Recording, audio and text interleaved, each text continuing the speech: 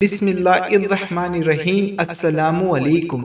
سیدنا علی رضی اللہ تعالیٰ عنہ سے مروی ہے کہ رسول اللہ صلی اللہ علیہ وآلہ وسلم نے فرمایا، جبرائیل میرے پاس آئے اور کہا، اے محمد صلی اللہ علیہ وآلہ وسلم، آپ کی امت آپ کے بعد اختلاف کرنے والی ہے۔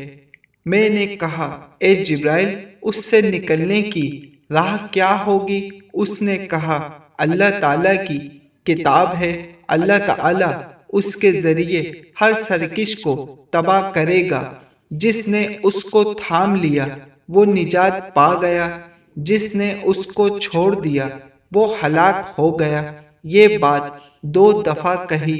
اس کی بات صحیح اور قطعی اور مذاق نہیں ہے، اس کو زبانیں نہیں گڑ سکتی، اس کے عجائب ختم نہیں ہو سکتے، اس میں تمہارے اندر کے نظریات کا فیصلہ ہے، اور جو کچھ تمہارے بعد ہونے والا ہے اس کی اس میں خبریں ہیں۔